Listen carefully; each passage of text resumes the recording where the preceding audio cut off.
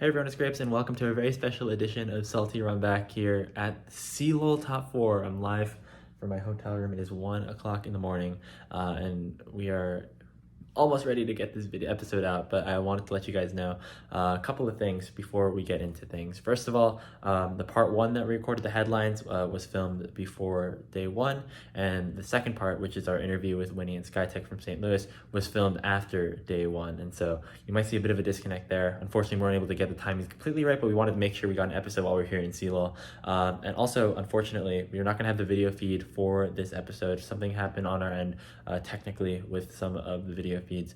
Believe we'll be able to get that processed in a couple of days, but we wanted to make sure that we got this episode out before SLU Winnie and SkyTec, who we interviewed, plays against UST, which will be in a couple of hours after this video is getting uploaded. So again, just quick apologies for some of those technical errors. The sound also might not be super great, but it's a really good episode, some really great content, and you can catch all of CLOL right now. So yep, that's about it. We'll see you all.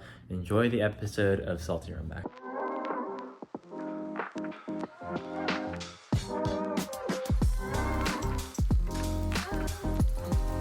What is going on, everybody, and welcome back to Salty Runback, here to be your weekly intake of North American Developmental League of Legends. Where the hell are we? There's no border right here. We are...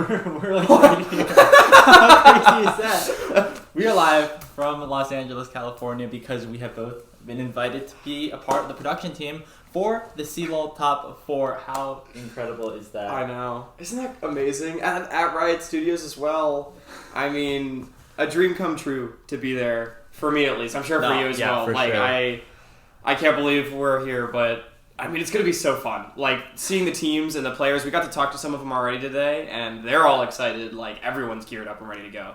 It was really cool. Walking into the Riot Games arena just a little bit. We stopped by some scrims and talked to some of the teams. It was really cool. And sick. I can't wait to be on the show a little bit later this weekend. Actually, by the time that you are seeing this live on YouTube / Spotify or Apple Music, wherever you get your podcasts, CLOL's going to be starting in just a couple of hours, right? So we have Maryville versus Winthrop tomorrow, and then on Saturday, which is tomorrow as we're filming this, and then on Sunday, the 4th, is UST versus Winthrop, and the finals are 2 days later. Yeah. If you are in LA because of LCS, because of not LCS, if you're just hanging around, you should come. The tickets are free. We're going to be there. Completely free. All you got to do is pull up.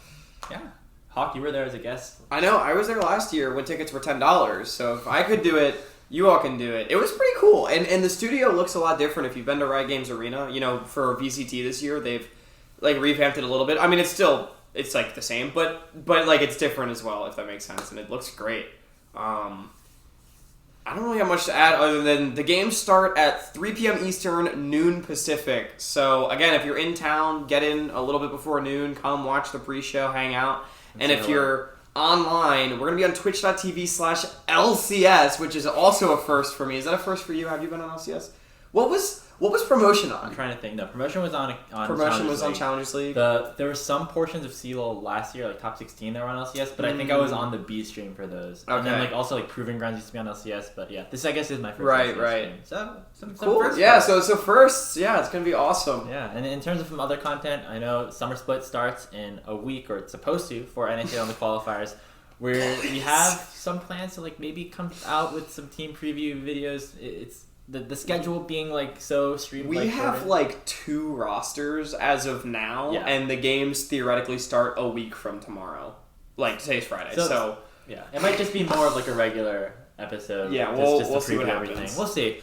But the Summer Split starts next week, and I think it's a good time to get into our headlines. Yeah, let's do it. Let's get into it. We got some stuff to talk about. There's no transition this time. We're just going to go right there. Our first topic of the day, unfortunately, is not about CLOL, but is about some of the other stuff that's been happening. What is surely on all of your minds is also on our minds, right? So, I mean, we actually bought tickets for the LCS to come in once we found out that we were getting this job. And the LCS is not happening. Of course, since we recorded our last episode, the players voted on a walkout. The LCS originally was thinking about not, delaying the season at all. Having the scab stream. Instead, they ended up delaying the season for 2 weeks. And the LCSPA has been very adamant in their discussions with Riot Games. They have a whole list of things that they want to talk about and change. But there has been some discourse. There has been. Is our first question. do we think the LCSPA is acting in good faith with their collective action towards the original plan, which was developmental leagues focusing on the NACL? Yeah, because this, like, I think it's pretty fair to say, like, I'm not going to say factually, but it seems pretty clear to me that this all started because of the NACL, or should I say maybe that was the straw that broke the camel's back, but it has pretty clearly become about some different stuff, right? Like, and so whether or not, I think the conversation is the LCSPA just using what happened with the NACL to sort of bring other things to the table, and whether or not that's a good thing or a bad thing. That's the way I see the question. Greg, do you want to actually go through like what the LCSPA? Do you have it up? I could pull it up in a second. The list was five different things. Which Riot said no to all of them, except for they kind of off the top of my head, they had the rule about adding Valorant style promotion. They had giving a $300,000 stipend to each each LCS team for their challenges roster. Yeah. They had the rule where if you were a LCS winner or winner of NACL, you were guaranteed. Right, because it said LCS in the announcement, but it seems to be NACL if you win the NACL split. So if you win the NACL, you get the guaranteed LCS minimum salary. There's also the rule where if you were part of a recently disbanded team, just for this split, you would have the option to come in as a roster if 3 of the 5 players agree to stick together. And the last one was partnerships with organizations in amateur teams. So a lot of that was about the developmental scene of the NACL, but some of it kind of wasn't, which is why I think this topic and discussion really ended up getting in the way, because it seemed like even though the start of the discourse was about NA talent and NACL, it kind of turned into more than that, mostly around like the LCS and like job security. Yeah, it turned into a whole bunch of stuff. I guess I think here will be my answer. I'm just going to answer the question. I rarely do this. I oftentimes talk in circles before I answer the question. I'm just going to answer the question and not get into the minutia of everything, and then maybe we can dive into it. I think it would be unfair to say they're not acting in good faith. Whether or not they're really coming to bat for the NACL and it's all about developmental, honestly, maybe remains to be seen. But I think the fact remains that this is a historic moment for the industry. Nothing like this has happened, at least not on this scale. Yeah. And League of Legends esports has been at the forefront of the industry for now a decade or more, and pretty clearly at that point. And so, with franchising, with everything that's happened, and now economic downturn, crypto collapse, teams don't have money, so much shit has hit the fan in such a short amount of time. Everyone's doom and gloom, and we sort of are realizing that, we were so caught up in our own decadence that we forgot to actually put stuff in place to help players and to give people job security. So everyone wants job security right now. Everyone wants to make sure that they're not going to be stuck in LA with no salary in 6 months, which is, I would say, a perfectly reasonable request. I think so. And so the players and in a franchise league, there's always going to be a bit of a players against the orgs and Riot. That's always just going to be a thing, and I don't think that's inherently a bad thing, in the sense that, people are going to act in their best interest. So this is the players saying, okay, things aren't going our way, and I think it's a bit about control, because Riot made a decision without talking to the players, and I think that's a really important part of this. So I know I just said a lot of words, but basically, to answer the question, I don't know if this is really all about developmental. I don't think it only is. I hope it at least somewhat is. But I think it would be unfair to say that the LCSPA is acting in bad faith. Yeah, and with all this aside, this is, again, a very historic moment. Yes, this is never... this is crazy. And the level of, I don't know, just collective togetherness that the players had to have to make this decision. According to LCS EV, 90+% voted on this. And that theoretically includes imports and stuff. Yeah. So you gotta people cared about this theoretically. Yeah. A lot of the stuff about it seemed like a lot of players were very, very emotionally invested into this decision. It's not just we're getting vacation or anything. Yeah. And I hope that in the discussion that we are now hearing Riot and the Players Association are having, that we're addressing everything because that is very important. Because the big thing is that this was done without the players' consent, without kind of just very quickly. That was the biggest thing that we were mad about, with the removal of the requirement. Like, I maybe a hot take. I think this would have been fine. And we said it on our show before this all happened. Yeah. If Riot does this between years, it might be able to make work, right? But it's just, it's crazy. Yeah, and I mean, last thing about this, like the scab situation, like that was really like a very strange 48 hours. Yeah, that was weird. I mean, I guess it's kind of like on the team. It's on Riot for forcing the teams to make that decision, but then it's also. But looking back on it, I don't even think Riot was ever really intending on going through with that. I think it was just a tactic, which is shitty. I mean, I won't sugarcoat it. That's shitty. Yeah. But that was so weird though when we all thought. But I think the best course, which Riot finally ended up taking, was delaying the split. Yeah. We'll see if that that ruling about canceling Summer, canceling Worlds. I mean, that's kind of what you have to do if you're Riot. We'll see. Making sure that you have some leverage as well. Making sure that it's not just the players getting everything that they want. But I think that's. I think we at least tackled that somewhat. Maybe to tie a bow on it.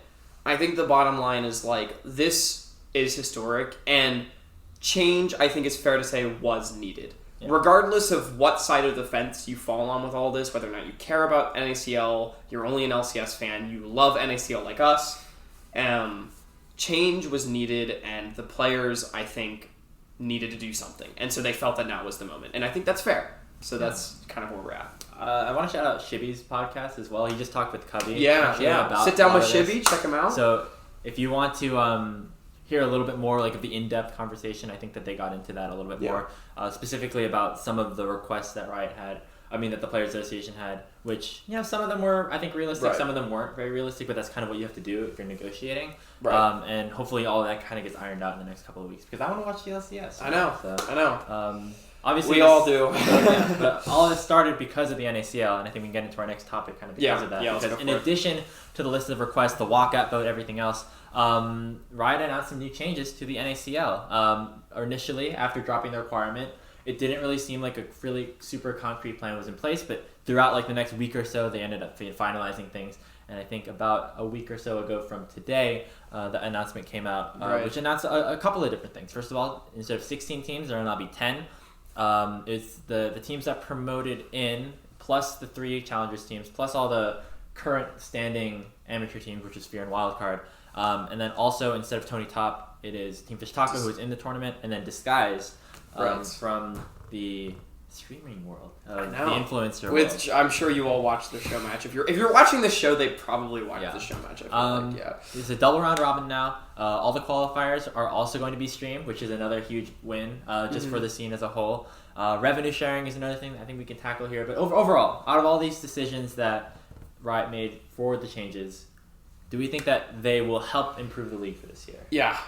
I'm going to get right to the question again. You did a great job of priming all that. I have nothing to add other than, I think it's a good Band-Aid.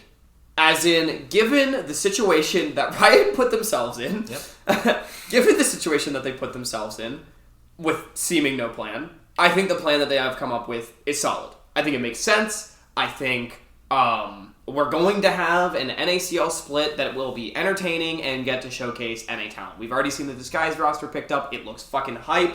I'm a huge Young Mid fan. I'm a huge Meech fan. We're going to get into that. Yeah, sorry. We love it, though. I'm a big fan. But, that was so tangential. But given the circumstances, I think Riot did a pretty good job. But I don't think this is the permanent fix. No. I don't want to just see them be okay, 10 teams in the league, whoever kind of steps up to the plate, go play. That won't work. I want to see a actionable plan. Dare I say, maybe not a short-sighted plan, a long-term plan, say a 3-year plan or something for the NACL that they could maybe look to make action on. That seems like maybe a bit of a lofty goal, but the bottom line is, I think this is, for the split, fine. But for 2024, I need to see more. Yeah, and I think that they did address that, things will be changing, maybe in America's League, some other things. Which would be cool, by the way, the America's League. But I think we have to remember, in all this, good list of things that Riot is showing us, 35 players still just lost their jobs. And lost their LA coaches and managers. So, yeah. So, all things considered, with the requirement being lifted, if that was something that Riot really needed to do, the teams really needed to do, I do like the changes overall for this split. I hope that a lot of the players that kind of ended up, unfortunately, not continuing to be a part of their rosters for this year, find a team or are able to stick together, or look which is part of that player even 2024. I know, like, it's hard to say, but like I know some people have tweeted that they're done with competitive for this year, but implying that they maybe will return. Mm-hmm. We've had a lot of that. Yeah, and I think a big step here is also just like the revenue sharing part of it.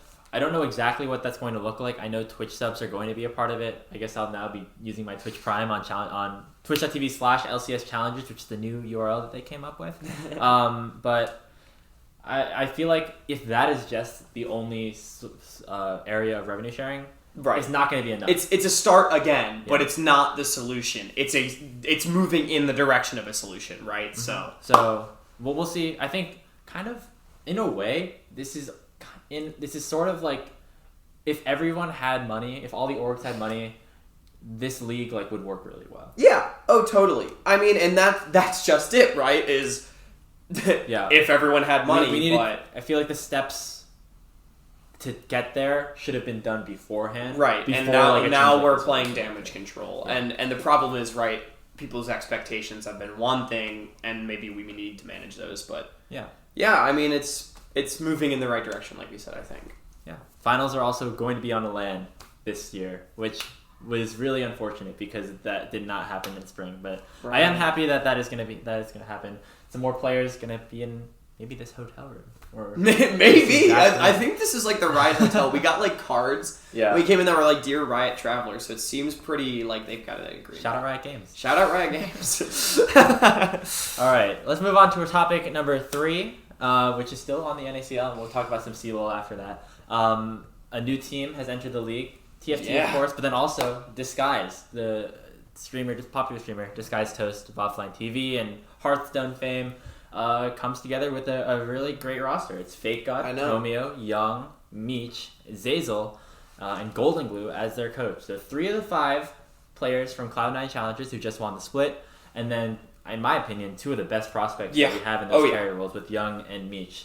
Are they the immediate favorites to win the NACL? Yes. That's it. That's the conversation. All right, see you guys. No, in all seriousness, I think the answer is yes. I mean, if you watch the show, you know I was super high on Young. Meech, I think, is a great player as well, one of the best.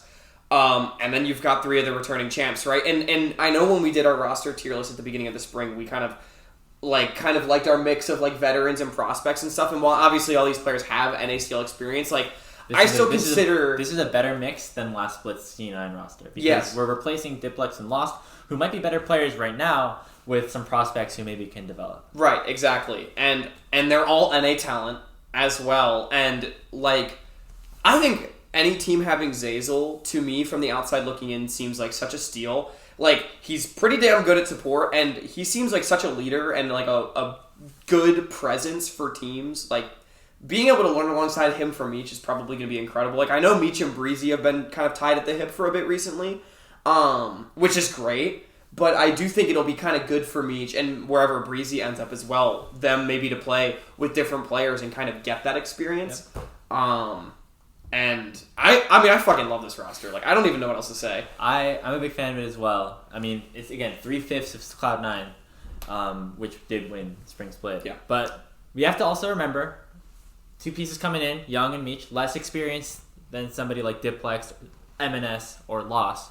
And I think that they are going to be able to come up and really be big players, but we'll see how this team ends up like meshing eventually. And also Team Liquid is right. That's the big elephant in the room. I'd be surprised if anyone remaining gets a better roster just based on like timing. Like, I would be kind of surprised. But Team Liquid, right? They were surprised, third place last split. Yeah, and they played some close matches with Cloud9 throughout the year. So. And they really leveled up as well, and I think that's a big thing. Like, DSG, they're going to be starting, not from 0, but they're going to be starting from down here. Team Liquid, like, theoretically, they've just had time to go like this. Yeah.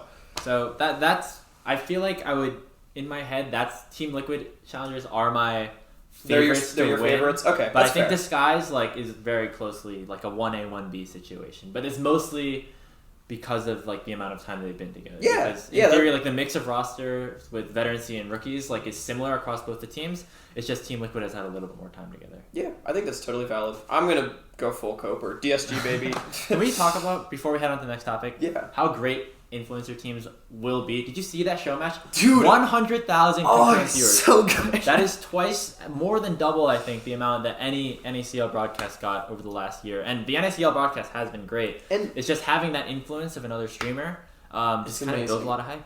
And not only that, like I've seen on Twitter and on Reddit in particular, a bunch of people were like, I know fuck all about League, I don't know about the LCS, but like if DSG's in it, like I'll at least watch it. It gets people interested, you know, and that's so great. And not only that as well, people are talking about this DSG team, not just Delta Fox. I mean, obviously a lot of conversations there, but I saw in social media a conversation about DSG, and people were like, damn, this guy should get this team to play against so-and-so. And like I just think that's so cool. Great for the players. I mean there's been more talk about this Disguised Toast roster than unfortunately than any other NACL roster, or maybe even or the LCS. I think this split. Everyone's talking about the drama, but if you're talking about players and rosters, like when's the last time you heard Vulcan's name? No offense, Vulcan, if you're watching, you're a homie, but like no, it's very interesting. Like having also influence in this space, like in the world that we're in now, like these top streamers are actually the ones that like have money to burn. Yeah, exactly. Where like maybe now that they can get a little bit more involved. And it's not just money; it's passion too, right? Like DSG is just a guy, or Disguise is just a guy. Like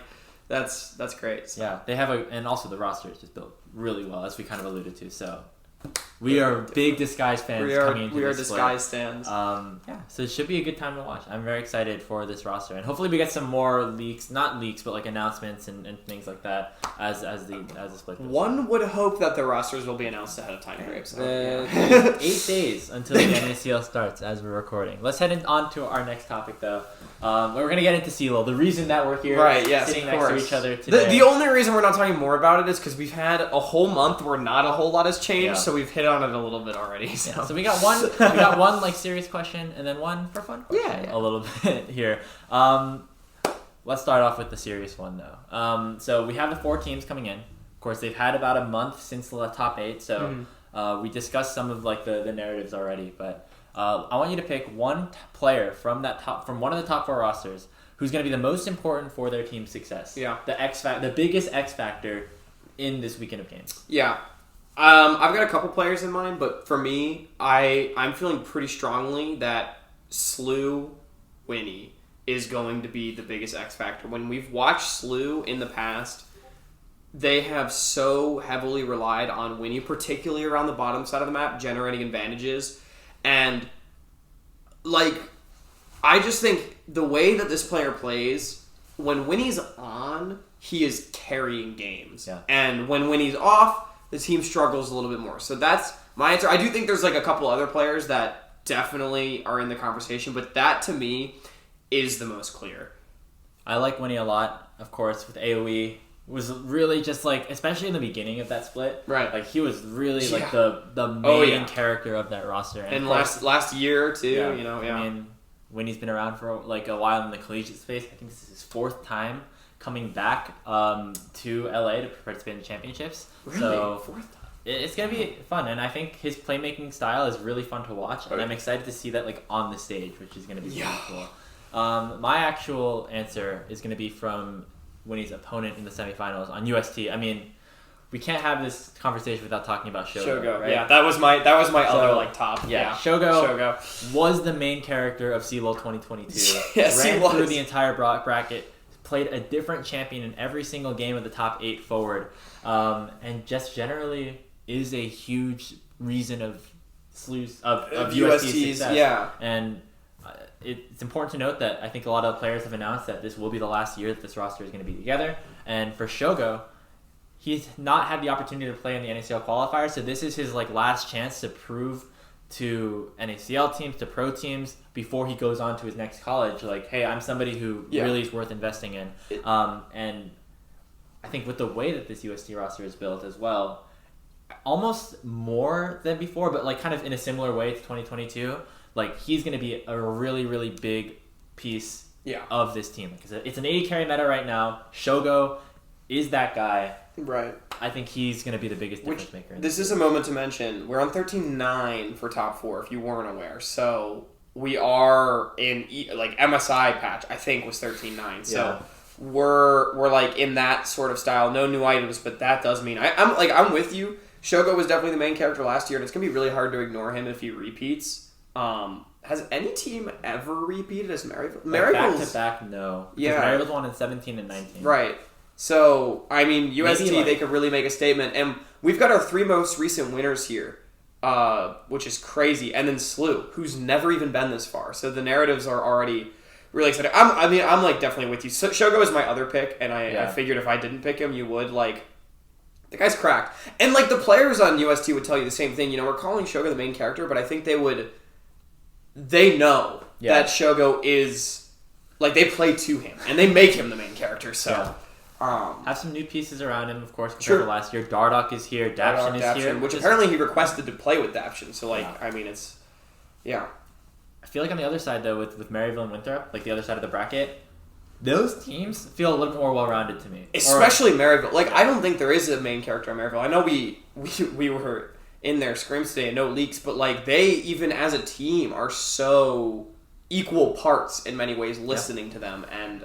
watching them play, and Winthrop as well. Maybe Frost Forest? I think Frost Forest kind of in the same way as Winnie, but I think the rest of those pieces also kind of will play around Frost Forest in a similar, like, facilitative way. Yeah. And anybody on that team can be the carry. Like, I think Denethor can have, like, a carry game. Conveying can, like, play the Cassidy in 1v9. And, of course, we know mobility. Winthrop has a bit more X-factor from top to bottom, maybe, whereas SLU, they're a bit more one-dimensional, but not inherently in a bad way, because their talent is undeniable, so... Yeah. Should be a good time. We're actually going to be speaking to some members of SLU in our part 2 coming up in just a couple of minutes. But before we wrap things up for our headlines, we got a fun question here. We just visited the LCS studio, Riot Games Arena, I should say now. I know, I tweeted LCS studio. Fucking idiot. Who are you grabbing a picture with first? Who am I grabbing a picture? Dude, whoever wants to take a picture. If you want to take a picture with me, come say hi, and you can be my... I'll tweet, like, my first one and be like, this is who I got a picture with first. Yeah. If I see... anyone involved with the LCS, I'm sorry, it's probably going to be them. But, like, after that, all bets are off. So. If you come to the show this weekend and say, hey, I watched the podcast and you guys told me to come, we will take a picture with you. We will take a picture with you. Yeah. Easy. Guaranteed. I'll tweet every single one if you say exactly... Like, if you're just like, hey, you want to grab a picture? No dice. You've got to say... No, I'll take a picture with you. No, sorry.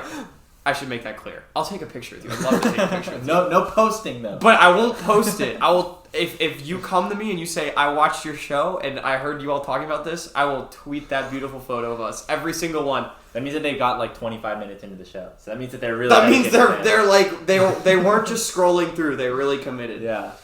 Man, it's been so cool to just be here in LA. I know. We've been here for all 4 hours. We've been here for 4 hours. It's been really, really fun. We're in this... The weather's great. We're in a hotel room. You know, it's... I'm really excited. We're a little bit food deprived. Yeah, tomorrow, like, going in and, like, seeing the players, like, in action, in uniform, like, I'm very excited to see that. I know. And it's going to be electric. It's going to be electric in there. I mean... You're casting the first series? I'm casting the first series, and we're going to be, like, right there, too.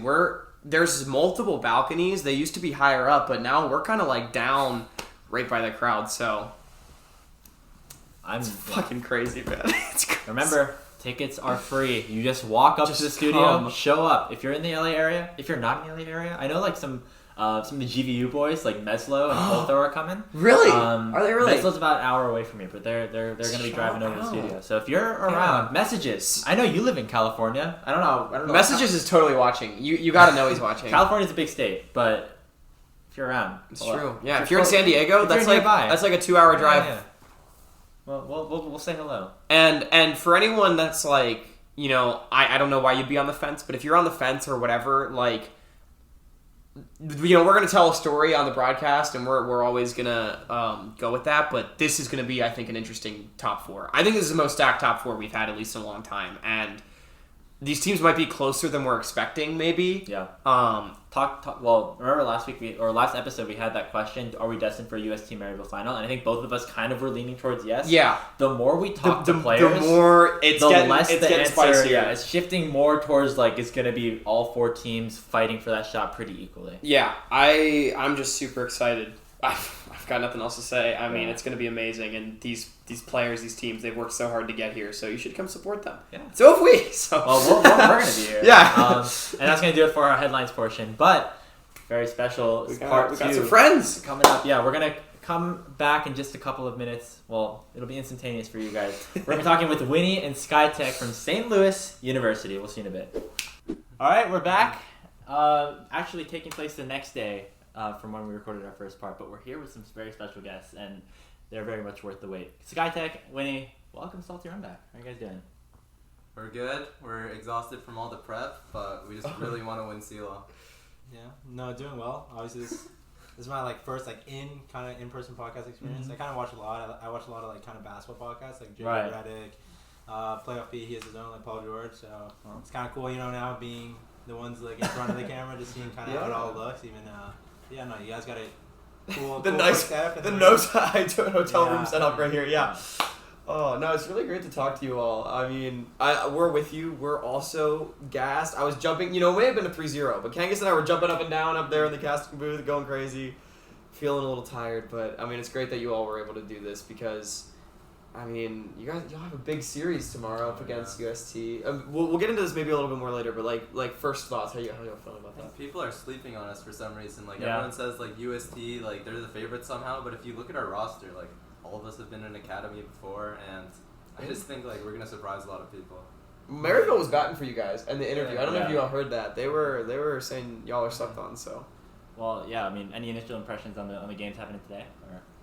Yeah, I think. You think was that as expected, Maryville 3-0? Yeah, I wouldn't say it was expected, but I definitely think that kind of due to they have a lot of players that are kind of good at dealing with the pressure. Obviously Get Back has experience back in O's, Auto Originals, a bunch of experience. Obviously the ball lane's more newer, but they've also been a part of a lot of lanes. And I think especially for events such as this, that first game on stage you kind of saw is kind of a bit slower until obviously things started to break out. And just being someone who's been in part of the collegiate scene for a while now. Been on stage and just kind of been a part of that experience. I definitely know kind of how the first game. The first game, it's always those jitters are always Compared to scrims, your players will make a lot of uncharacteristic mistakes. You definitely saw a lot of that kind of then, and then obviously by the time game 2, game 3 comes around, people are a lot more comfortable with the situation they're in. Start playing to the level that they you normally see out of them, which is why I think we saw a lot more closer games. Especially Winthrop's finding angles to come back in those games, But yeah, no, I think obviously the stage, I think we have a lot of players that have been on those stages. I think especially Strawbiz and players like Vital, I think they'll deal with the pressure really well. And I think that's going to show in our game plan. We're going to come out really strong and, we're going to bring the win tomorrow. Have you all ever played on the LCS stage, either one of you? I'm actually curious. You have, definitely. You've been on? Not the Brandon, not the new one. Right. But you've been on. You played? I've never. You were not, okay. You were coaching last year with for Winnie. Yeah. So that's what I remember. He saw it from the backwards, but now he'll be in the chair. Right. Oh, dude, that'll be so cool. That'll be good. Well, I mean, you talked about a bit about Western and stuff. You all have been playing together for quite a while now, getting started over in Western Ontario. So, I mean, just walk us through sort of the story of Winnie and SkyTec. I feel like at this point we think of you guys as a bit of a duo. How did you guys meet? What was it like back in the day? You can start since you're on the team before me. Yeah, I mean, so I first joined the Western League. It was a club team. They're a team that competed in collegiate. It was an varsity program, kind of like what we're a part of now. But yeah, so my first experience was from my brother. He was a year older than me, and he first joined the school. It's the school that we're from. We're from London, Ontario. Okay. It's a small city outside of Toronto. He got into it because, I'm not sure how, but he ended up getting into it. I originally got him into league around 8th grade, almost. So you're better than your brother, yeah. I mean, I stuck with it at least. We were at that diamond level around the same time, but I kept. I have a pretty addictive mindset to it, so I just kept grinding. That's valid. Kept tweaking my gameplay a bit. Yeah, so he was in it. He was in it for 1 year, and then eventually I graduated, moved into Western, and then they were looking for a jungler at the time. They're a school that had a lot of solid raw pieces that weren't kind of scouted, just people who ended up going to the school that also played league. So yeah, I joined, ended up kind of that was my first step into competitive play. I was just a master tier solo queue player at the time. Got in there, and then since then with around 3 to 4 different iterations of the roster. I believe Sky was maybe the third one I played with. Right. We were able to win that Eastern Conference for the 5 years I was there. The 5th year being the only one that was canceled by COVID. Right. So yeah, I had a really dominant showing in East. During all those times, we made top 8. The one time in 2019, we made top 2, which is when we actually took down UCI. Right. A lot of big things. So yeah, so I just always been passionate about Collegiate League Legends, despite not having that ring yet. That's what I'm hoping to accomplish this weekend. I think that'll put me along amongst those that could be considered the GOAT of CLOL. I already have like kind of the tag of amateur, but amateur, the GOAT of CLOL. I think it would, regardless of kind of what my showing's been above that gameplay, I think it really cement my career / legacy in like North American League. So yeah, and then Sky, was your kind of experience? He kind of was on the team when I was, but at the time I was off the team, I was more involved with like TSM. And, different amateur programs that were kind of like so feeder, but yeah, I always considered myself like a normal person. In first year, I was just like a NACL one trick, and then I didn't even make the team because I was said a normal person. Yeah, NACL one trick, totally human. Like I real human being. I got you. Talk to people, and then I just quit league entirely for a year. I was just like partying, just doing normal college stuff. Right. And then COVID hit, and I just got so addicted again. And then it became a recon one trick, and then I joined the team. And then slowly... Recon mid, right? Yeah, a little Recon bit. Mid. It was goated back then. But it's shit now, don't play it. Yeah, and then me and Winston, once I got on the team, we would just like... Everything was kind of remote because it was COVID. And we slowly started becoming friends because we shared similar interests. We just got on calls like very late. Like we would make like solo queue games like super demonic. And we just found our synergy there. It was some good stuff, actually. Yeah, I mean, I think me and Sky, so it was kind of funny because he talked about he joined the team after 1 year he had actually failed to join the team. And that was apparently I met him without even really knowing him. That type of situation, right? Where I didn't even know him at the time, and then obviously he ended up joining when I was busy with my thing, and then they kind of, I remember I was a sub for the team. I kind of didn't have that, I wasn't like kind of playing, I was so busy with different scrims and different commitments because at that time I was kind of more interested in the competitive league at the higher levels of NA, just pro play. And then they were in a series, I think it was against like, was it York or Toronto or something? Yeah, one of them. Yeah, so they were 2 on like their conference semifinals. They had to win in order to qualify finals and make top. I just remember it was like 2-0, 2-2. And then they had to end up subbing back in the big dogs. It was me and an OG name who is Slash or 1144, Chimona. He was our mid laner at the time. He's an OG mid laner who's in the scene. If you're old, you know his name. So we came in, carried the torch, got them to the finals, and we ended up winning the finals. And then we kind of just played it out. And it was kind of interesting because he was playing with Lynx, who was obviously they were also a tandem on our NACL team this past split. So yeah, it was just a super fun experience. Obviously that year, there were a lot of instances, or when it came to our our top 32 run, we ended up picking some really weird champs. But outside of that one odd year, we definitely made it consistent. And yeah, we built a relationship. He went to EG, he was playing EGP. I was playing on AoE. Definitely 2 different upper echelon amateur teams. So we'd always interact with them, then compete against each other. And then obviously when he got removed from EG at the time, I was on the AoE team, IMT AoE, and then obviously we were going to Summer Split, a super important split, and then I had the opportunity. We had been floating the idea around for a while, but when it became a reality that got the band back together.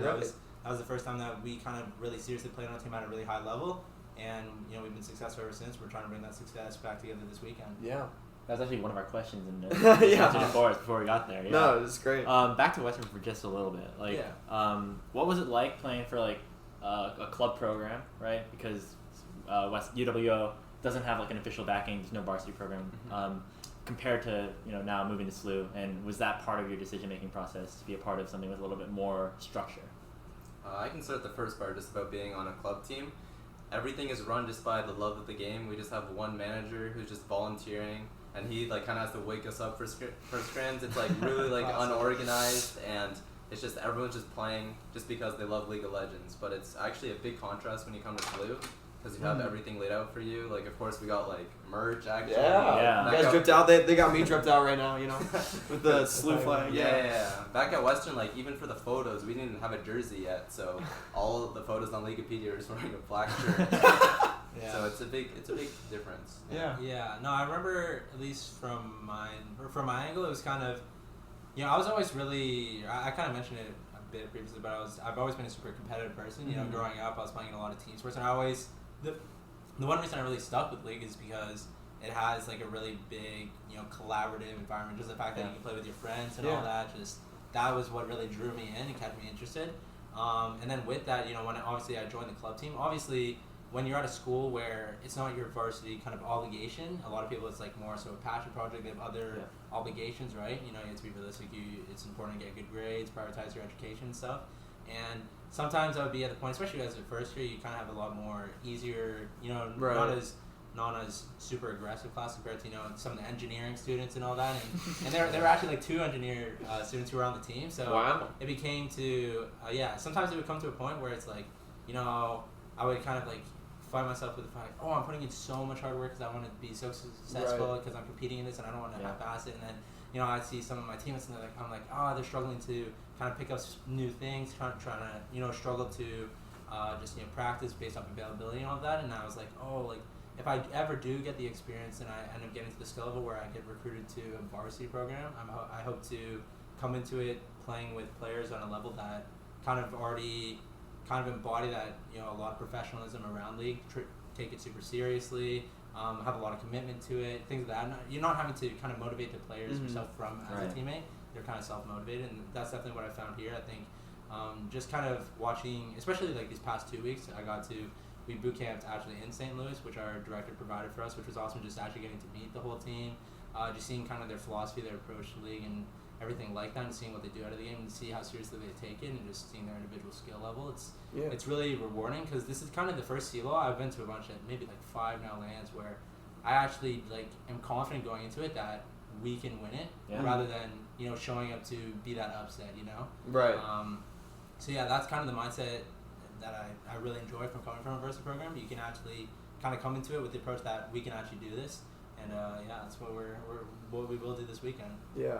I mean, I would say you all have already as well made SLU pretty proud. I mean, this is the furthest SLU's ever made it. Last year, round of 16, I think. 16, and I mean, a new program, so y'all are doing great things. I'm curious, you know, this can be both at Western or at SLU. Do you guys just have like a favorite, like, non-league related memory from, like, you know, college memory? I don't know. What? I mean, he's a bunch of college. he took that year. Right, yeah. SkyTec was a normal person for a sec. I don't think we ever like hung out that much in real life because we started becoming friends during COVID, and we're also like 2 years apart, so our paths never really crossed like on the Western scene or the SLU scene. But we have like some good like online stories, but I don't know if like, I can share it. They're like chill. After the recording. Yeah. There you go.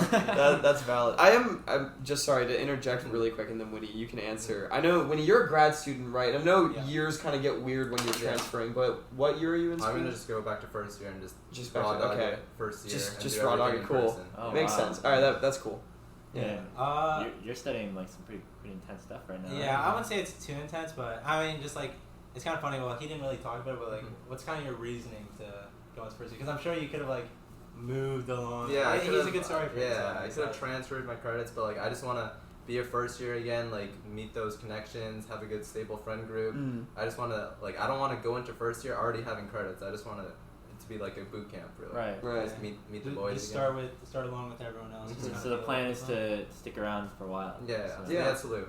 That's awesome. Yeah, you like kind of reinvent yourself. That's really great. That's cool. Yeah, I think it's also cool just because, you know, obviously the more traditional path is everyone just kind of jumps right into it maybe a year after high school, but you know, obviously he has a cool story to tell based off kind of where he's at, and regardless of the progression that he's on. It's just I think it's cool. I mean, in terms of me, I think it's kind of cool to see that mindset, because I definitely think the one thing I lacked by being so intensive and so committed to competitive league, whether it's in the CLOL space, amateur space, academy space, I definitely missed out on a lot of those classic university and college opportunities that you know, that are, you know, building those. Obviously, I still have friends. I have those friend groups. You know, I still went to those classes, but it was more so. It always felt like something that was a second thought, an afterthought to me, especially because I wasn't even on.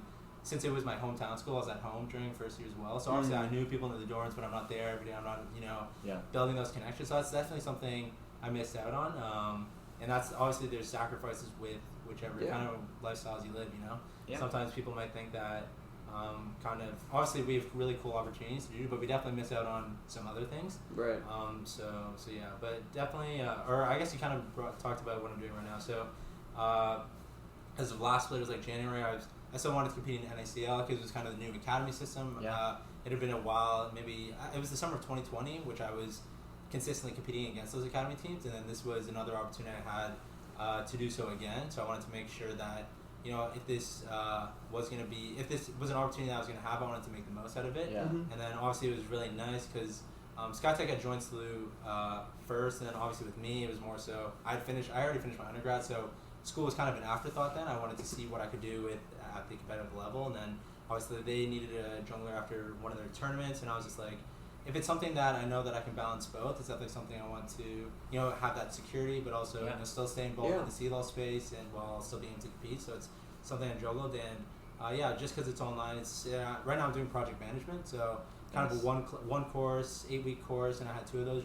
since January to around I've been into April. Okay. And it wasn't too intensive. Obviously, it's stuff that I'm pretty interested in because I did my undergrad in biology growing up, but here in at Western, but I kind of realized that more so in that being in those leadership positions, being able to be innovative and be able to kind of be an entrepreneur is something that fits me more compared to maybe something my siblings are doing. So obviously I have my undergrad done, but I'm pursuing this and seeing what I can make out of it.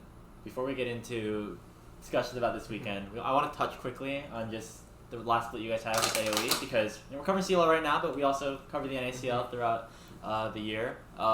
You guys played with AOE in 2022. What was that process like in trying to get the gang back together again, even with that NACL spot locked up? You can, sir. I need to think. Well, don't want to get you in trouble. Well, because you were there too. Yeah. You know, you played in spring, so. Yeah. So I played with the different iterations of AOE. So obviously the first one was combined with IMT. We had a bunch of people that ended up moving to Academy, such as Meech and Soul, or who was known as Anime Girl at the time. Dude, rest in peace, Anime Girl, by the way. Yeah. Like, come on, man. Soul is such a lame name. I mean, the lamer part is the excuse he'll give to you if you ask him why he name changed. But, like, really? That's something you'll have to ask him yourself. Maybe he's thought of a new one by now. But yeah. But I mean, he moved up the system pretty quick. Yeah. It was obviously great to see that's. So obviously those 2 promoted. Chochi ended up moving to a team that he was also successful on Taco, and then obviously Trevor, he was on CLG Face. So a lot of people went to a lot of different places, and then obviously in summer, it's more kind of difficult unless you're in amateur and kind of make a huge splash, especially with different competitive roles to actually kind of get there at kind of those times back in the day.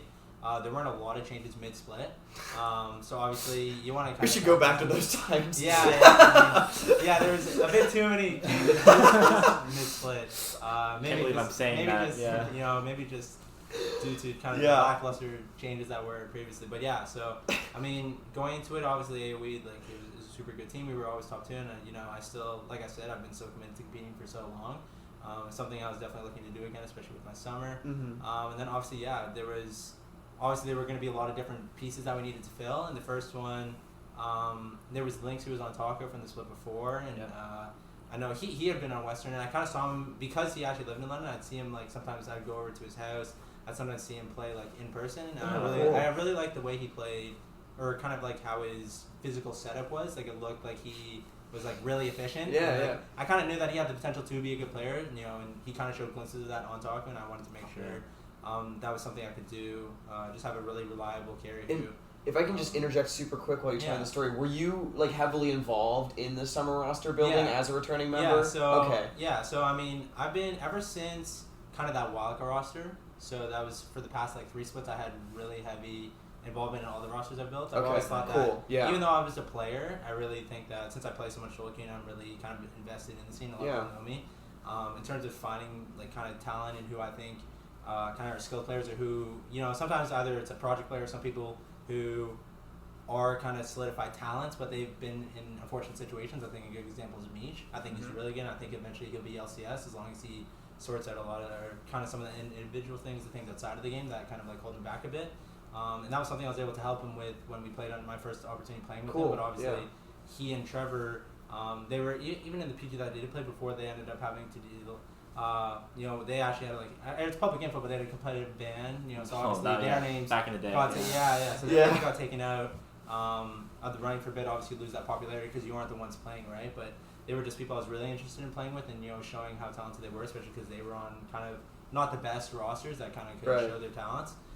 Same with Shoshi, he was a project player I saw through solo queue, and I think he had a really strong champion pool, and I think he had a lot of individual mechanics. Swiss Army knife Shoshi. Yeah. I mean, he showed on target. He had a crazy Z performance and all that. I remember. That's under next to the finals, but yeah, he was a player that I was interested in playing with, and obviously Soul, he was someone who was coming up through the ranks, but and then obviously getting the opportunity. And then that was similar to the roster in this roster construction process. Right. Kind of started with Lynx, and then Young was another player kind of similar to Meech, where he was a player who's been involved in the scene for a while, but he kind of hasn't been in that correct situation that can elevate him to the next level. And now you see him GG LCS, GG Academy. Now he's on Disguise, one of the best, if not the best rosters. Yeah. With Meech too. So exactly, you see both of them. So I mean, it's not a coincidence, but they always had some pretty damn good players that you played with in particular. Not too good, but yeah. And then obviously Zumudo, he was another player who he was on third party, I believe, which is that's kind of how I think these players, if it's not through solo queue, a lot of them can make their names through these kind of OQ teams where they might not be on the most notable orgs, but kind of if you can have those individual performances to show that. Because it was Zumudo and Messages and Munchie, that was the top side. Exactly. Yeah. Pretty good players. And those aren't the biggest names, but obviously if you can show from glimpses of that, then obviously that's when the more notable names, start to give them opportunities. And you saw what he's been doing with LS. A lot of teams are interested in him. He's a great player too. And then obviously Sky was the last piece. There was different names, but he had got dropped from EDC a bit late. Obviously, that he was in an unfortunate situation where that thing was kind of like a burning situation, and obviously someone had to go. Someone had to be the scapegoat. Unfortunately, it was him. And then he was able to show a really strong showing, show he was capable of, especially when he's unleashed, rather than being a meme for unleashed on Vice support. We'll get to that. We can't forget the Draven Toff. Oh my god! I think a lot of these picks, I casted that game. Did you? Yeah. That was fucking unhinged, man. Yes, but these are the things that a lot of, especially if you're in more structured organizations, that can hold you back without actually kind of hearing the logic behind kind of what the reasons are. But I'm glad that players like Sky, like Zumudo, kind of had the opportunity to really showcase. You don't just have to play simple league in order to be successful. Yeah. I want to tie that back to something else. You guys played with AOE. Winnie, you were affiliated with multiple LCS teams, Immortals and then Golden Guardians, but then you guys, of course, got flown out to California to compete with the whole team. But you also have played both on some academy rosters in the past, with Evil Geniuses and TSM. Kind of, I guess, pretty quickly, what are some of the differences there? And I know there's talk about more of those partnerships trying to happen in the future to try and save some revenue, and with some of the changes in the NACL. Do you guys think that the structure of having these partnerships is actually a good thing? I can start. First of all, with Academy, there's just definitely way more structure involved with their day-to-day operations. And not that it's only a good thing, I could also see it in a bad thing, because on AOE, we had no structure and we were just going it as we would. And that also, kind of makes the team environment more, chill. Yeah. And we can be more creative with those things, because when everything's by the book, it's kind of hard to have your voice. You're kind of scared to say things. I don't know if it's like that for everybody, but I wasn't that confident to pull out the pocket picks on EG than I was on AOE for sure. And it's just a combination of everything. I don't know if it's just the scheduling, but you're definitely more scared. You're fully attached to the LCS organization, so they have full coaching staffs. And was it similar on AOE? Because I know you had Chia with you, but it was kind of still, even though you're partnered with GG, a little bit more open. I think it was more open just because we were already friends together. Going from the AOE Summer to AOE Spring the next year, I think we wanted just to keep all our players, but then obviously Young got picked up and then Zumudo went to Korea. We would have been perfectly content running back the same roster, because that just says how good friends we were. Yeah. But I really like our roster in Spring too. I remember Winnie, I talked to you on an interview towards the end of Summer Split. It was second qualifier, and you were saying team environment was a really good thing for AOE. And we'll try to keep this a little bit shorter because we are coming up on time a little bit. But the last question on AOE is how would you say? Well, actually, not even on AOE, just for you two. Moving into summer, don't leak anything. Don't want to touch on anything that we shouldn't. But how are things looking in the off season? Good, bad, not, you know? Yeah. Well, obviously, I think for a lot of people, just with kind of the the infrastructure of NACL really taking a drawback. Shit's hit the fan a little bit. Yeah. Yeah. So a lot of players which I really pride, especially Philip Aram and the rest of the Players Association, really trying to protect these players and really trying to cover for them. So obviously a lot of them lost their jobs. That sometimes trickles down to kind of the provisional teams that will be involved. Right. But, luckily, AOE will still be involved. We were able to get their spot back in through the promotional tournament, which was awesome. Yeah. But in terms of kind of summer, or at least for me and Sky, we've both been fully committed to CLOL. That was the promise we made to our director. Awesome. That if he was going to give us the opportunity to play in NACL during the springtime, while still competing for CLOL and still giving us that scholarship and that opportunity, that when we kind of had to shift that gear, we would be fully committed to it. So yeah, as of right now, we haven't had too much involvement in NACL. Obviously, things will be announced. Don't want to. Don't leak anything. That the org wants to say, but I think in terms of where we are, we're both really content and really happy with kind of the progress we've made. I think we're, regardless of what happens, we're both in a really kind of happy state, and we're really content with the decisions we've made and what we've been able to accomplish. So right now, obviously, trying to make the most out of CLOL, and then we'll see what happens with NACL. But yeah, we love competing. I would just say YOLO, there will be changes. YOLO, there will be changes. Cool. Cool. Awesome. Get into the tournament then. Yeah. So, I mean, you mentioned prioritizing CLOL. I mean, the first and most important question, we've touched on this a little bit. SkyTec, don't leak anything, but are you cooking this weekend? Answer that with a yes or a no. We're going to see something you never played before. Is it in the word? No cooking. Oh, man. Okay. Kitchen's closed. Yeah. Really need the wins. Yeah. I love the fans, but if I pick Vax support, I might go 0-10. It's not good anymore, so. We might not be able to play for the fans this week. Vi looked pretty bad today, so. And that was the jungle, so. Yeah. Well, fair enough. What have the past couple of weeks been like for you guys? Because obviously, throughout the spring, you two and Aaron were both part of NACL teams throughout the year, so not a whole lot of time to scrim with your CLOL roster. Obviously, play every Saturday to just make sure that you get the games in. But you said you got flown out to St. Louis. What was that process like? Finally, really joining the team together as five. Honestly, just before we even got out in person, it didn't really feel like we were a team, to be honest. We kind of had those scrims, everyone was showing up, but we never had that team bonding, unlike the other big three names who I feel like are the bestest of friends. Maybe they're not, but they just seem so close. And the past couple of weeks, we've been kind of taking league really seriously, and it's not only about getting better as a team, but we also got way better of friends. Yeah, team environment seems to be a huge factor. Yeah, so it's so big. It lets people cook. It lets so many things happen. Yeah, man. But yeah, we just got to learn about our teammates. I never knew some things about Vital or Stromp. Knew a lot about Winston. Learned some more. And learned a shit ton about Aaron too. And it's just been so nice, becoming friends with your teammates. Yeah. Yeah. No, I think like we kind of talked about on AOE and just a lot of different iterations. I think team environment is always super important. If you want to have those honest and transparent conversations about what you think about different things, whether good or bad things, right? It's important to understand each other on a pretty, tight emotional level where, they can understand that it's coming from a good place. And I think obviously just having the experience to meet each other kind of in person before that, compared to a lot of the other teams that are kind of constantly working with each other throughout the year, it definitely kind of gets us on that level. And, being that one team out of the three that hasn't actually won a collegiate championship yet, we've definitely been put in a position where now all we have to do is execute, and that's what we're gonna look to do. Vibes are high then. Vibes are high. That's what we like to hear. I mean, Grapes, unless you have anything specific that you want to ask, we can wrap up here with, I guess a twofold question. Any closing thoughts about the game tomorrow? Playing UST, potentially making finals. Anything about CLOL top 4, and also any shout outs, anyone you want to mention. Well, yeah.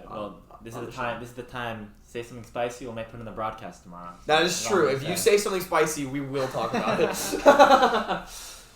Say Shogo should stick to tweeting. Oh.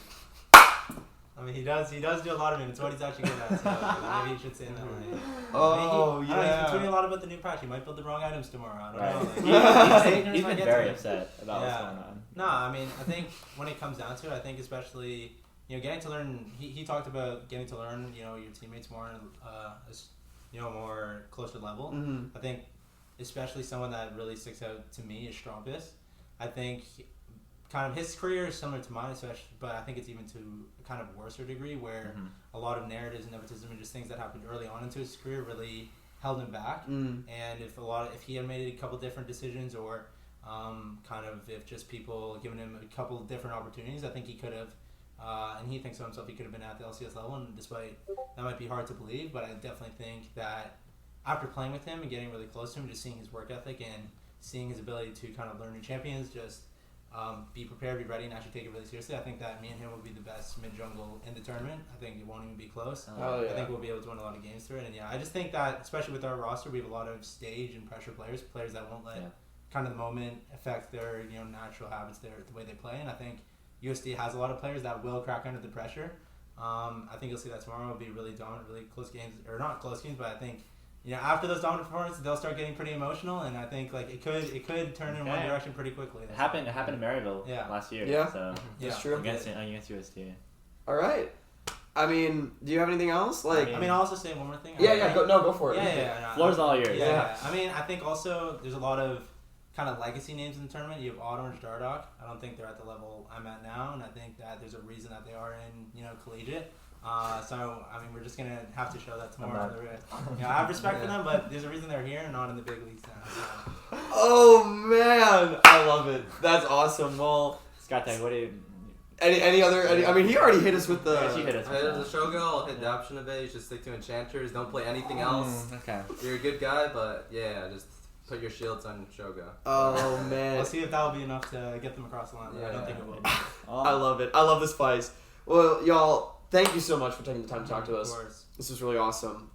You can catch St. Louis play against University of St. Thomas today at noon Pacific when this comes out. We're obviously recording the night before. Guys, thank you so much. Amazing in the SLU gear. I know. This flag is super cool. I almost feel bad for sitting on it, but and best of luck tomorrow. Yeah. Thank you. Appreciate it.